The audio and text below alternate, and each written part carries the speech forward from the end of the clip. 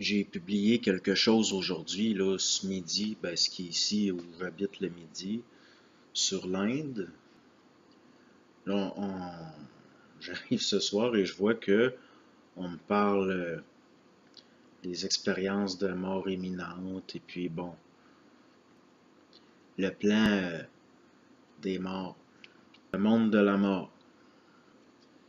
Je me dis, il faut que je fasse attention, très très attention, pour différentes raisons. Il y a beaucoup de choses que je dis ici sur YouTube que je dirais pas ça là. Comme par exemple, j'ai une grand-mère qui est très pratiquante, qui est allée faire un pèlerinage à Lourdes. Et puis il y a des choses que je dis que je ne lui dirais pas. Parce que par exemple, aller à l'église, ça aide certaines personnes à évacuer de l'angoisse. Ils sont rendus à un stade et ils en ont besoin. J'ai pas le droit de. Et puis c'est un peu pareil là, par rapport à la vision que les gens ont de ces plans-là. Mais le monde de la mort, bon, c'est une bonne chose que des gens aient des expériences de sortie hors du corps, mais de mort imminente. Mais de toute façon, ça, quand ça arrive, c'est parce que, vous savez, si vous prenez une pierre et que vous la lancez dans les airs, au niveau là, du vent, de l'environnement, de la densité de l'air, peu importe, là, des éléments comme le vent ou la force aussi qui est mise dans le mouvement. Et si on pouvait avoir tous ces éléments-là, on se rendrait compte qu'il n'y a pas de hasard et on pourrait déterminer par calcul exactement où la pierre va atterrir, au sens où en science pure, il n'y a pas de hasard. C'est une des choses, il n'y a que des éléments qu'on ne peut pas faire entrer dans le calcul par faute de moyens, mais on se rendrait compte que c'est pour ça que je dis, si quelqu'un vit dans sa vie une expérience de mort imminente, c'était prévu. C'est bon qu'il y ait des personnes qui le vivent parce que ça donne un petit clin d'œil par rapport à d'autres états que le plan matériel, si on peut dire, même s'il y en a qui ont voulu expliquer ça là, par des manques d'oxygénation dans le cerveau. Il reste qu'il y a une réalité par rapport au plan là, dans ces choses-là. Mais l'être humain est toujours contrôlé, là, même à ce niveau-là, au niveau de ces expériences-là, il est toujours, il n'est pas libre, là. C'est bon que des gens vivent des choses comme ça, qu'il y en ait un petit nombre qui vivent des choses comme ça, et ça allège aussi au niveau d'une certaine angoisse qui est présente dans l'être humain. Il y a certaines personnes, ça va les alléger d'une angoisse, d'une peur, mais qui, si c'était vécu là, à grande échelle, que tout le monde vivait des expériences comme ça, ce serait dangereux, au sens où dès qu'il y a des grandes périodes de troubles, il y aurait trop de gens là, qui voudraient s'échapper du plan matériel volontairement, ça engendrerait la fin de certaines expériences, parce que la vie est expérimentale. C'est de l'expérience, c'est le but de. Donc, et puis on entre aussi là, dans des choses délicates, parce qu'il y a dans l'être humain l'instinct de préservation, qui est une bonne chose, mais qui doit finir par être intégré pour que ça ne soit plus un instinct de préservation, mais une volonté consciente de préservation sur le plan matériel. Et bon. Et puis là, on me parle un terme que je n'aime pas, là, l'astral comme une période de transition.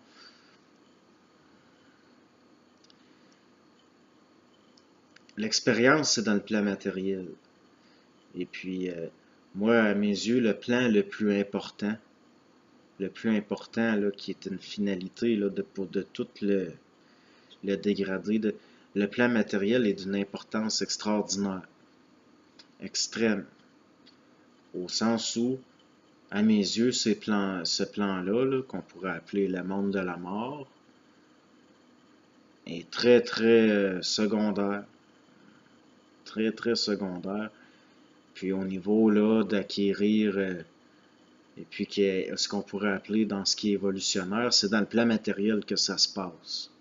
C'est dans le plan matériel que ça se passe. Et le plan le plus important, c'est le plan matériel.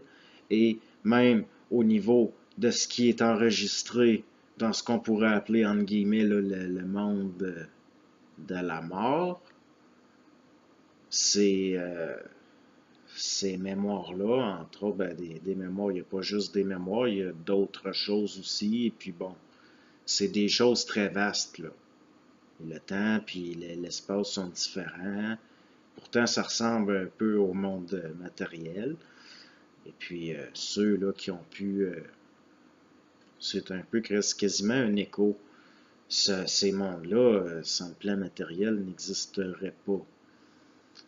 Donc, il y a d'autres plans qui existeraient là, sans le plan matériel, mais ce monde-là en particulier, à mes yeux, il ne pourrait pas exister parce qu'il est fait de mémoire expérimentale sur le plan matériel, là, mais après, c'est archivé. Moi, le plan matériel est beaucoup plus important. Il y a pas ça, je tiens à le dire là. Puis ce qui est évolutionnaire, ce qui a réellement de l'importance, c'est dans la matière que ça se passe. Il n'y a rien de plus important.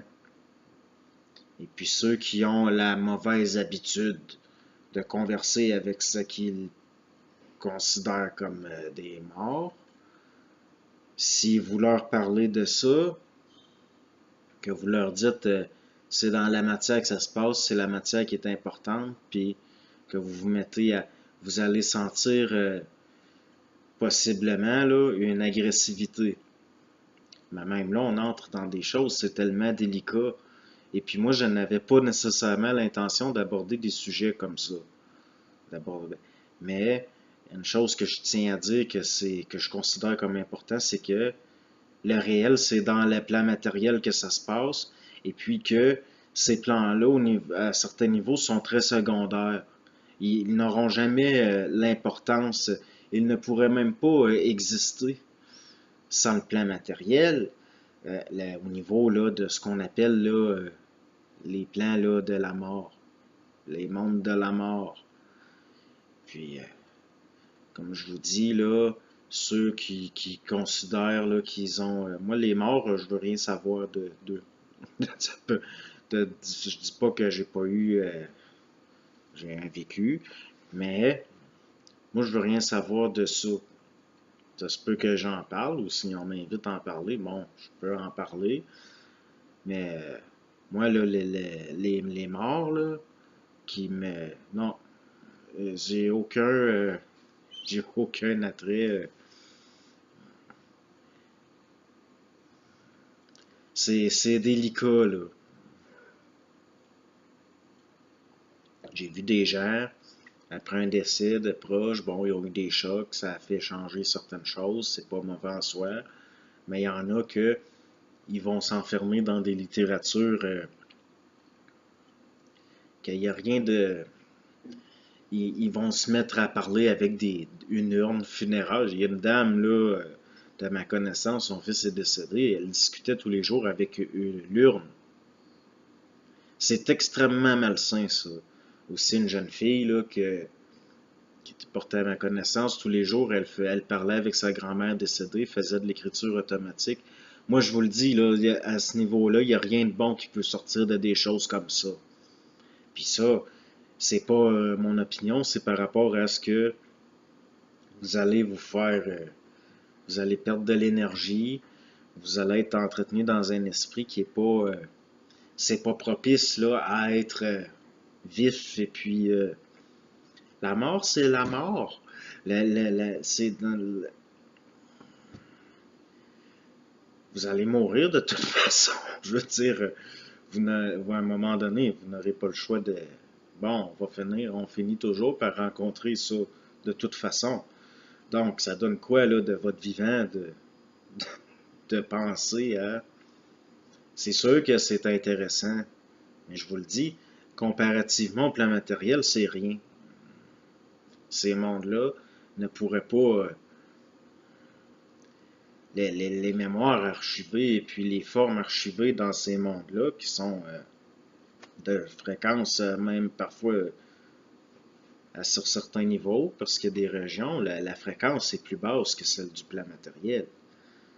y a pas, ce n'est pas, moi ça ne m'impressionne pas, et puis ces idées-là n'ont aucune autorité dans mon mental. Je veux dire, les morts, là, il n'y a pas juste des choses ridicules décrites dans des choses comme les évangiles, par exemple, où on dit de laisser les morts enterrer les morts, et puis bon, et puis comme René Moreau là, qui disait la question qu'il faut se poser, c'est y a-t-il une vie avant la mort? Même là, je ne veux pas encore le citer ou le pasticher, mais encore là, il a raison. Au sens où, pas au niveau de la forme, mais au sens que des êtres, des gens vivants qui sont obsédés par ce qu'il y a après la mort, qui pensent beaucoup, et qu'il y a un parasitage, là, je veux dire, moi je vous le dis, là, ce qui est important, le plan matériel, il n'y a pas de mots pour dire à quel point c'est beaucoup plus important. Puis ce qui est évolutionnaire, c'est dans la matière que ça se passe. C'est dans la matière que ça se passe. Et puis ceux qui ont le malheur de jaser avec des morts, vous l'aborderez ça, pour voir et vous verrez, ils n'aiment pas ça. Ça va réagir. Ou alors ils vont tomber dans des... ça va tourner en rond, là, la conversation, et puis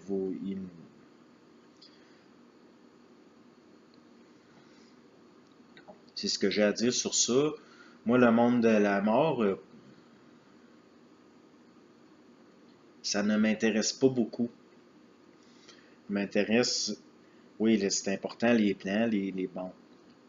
Puis aussi les possibilités au niveau du psychisme, de pouvoir, bon, mais les morts, moi, les morts, je vais dire quelque chose que je devrais peut-être pas dire, là, mais on m'est arrivé là, dans des états où j'étais entre la veille et le sommeil, d'un moment donné, à entendre la voix de quelqu'un de décédé, mais à chaque fois, je vais autoritairement leur dire, toi, non, t'as pas d'affaires, laisse-moi tranquille. Puis, pour être franc, là, ça va être des crises, là, des calices de...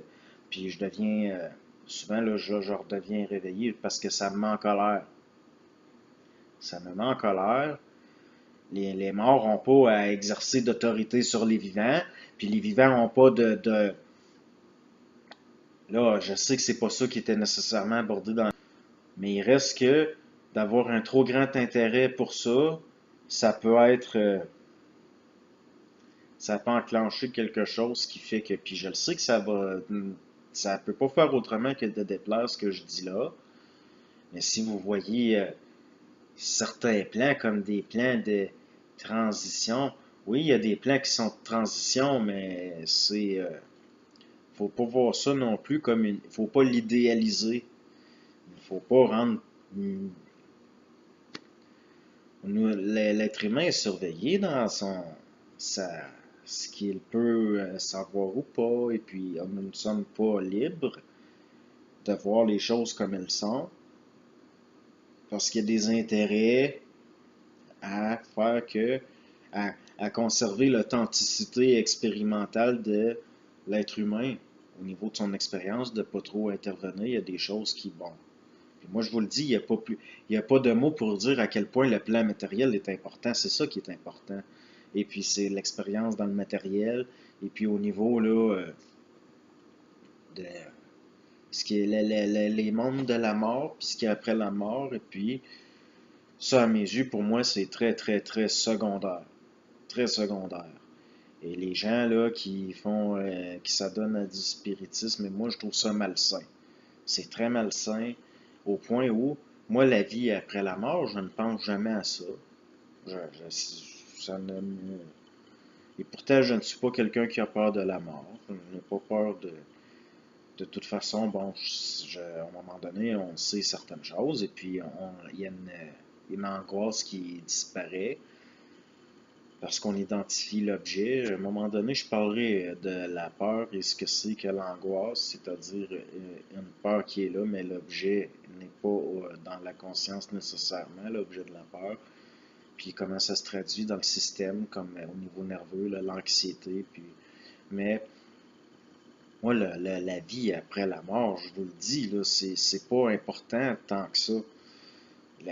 Pour des gens là, qui sont vivants, vous êtes dans le plan matériel, vous expérimentez le monde de la mort. Ça peut, oui, je comprends, il y a un intérêt, il y a une fascination, puis des fois, bon. Mais moi, je vous le dis, là, c'est pas. Ne, ne, ne vous laissez pas prendre de l'attention active par des choses comme ça. Ben là, vous faites ce que vous voulez, mais c'est un conseil. Les gens très ésotériques, là, qui parlent beaucoup de la mort, là, moi, ça, là,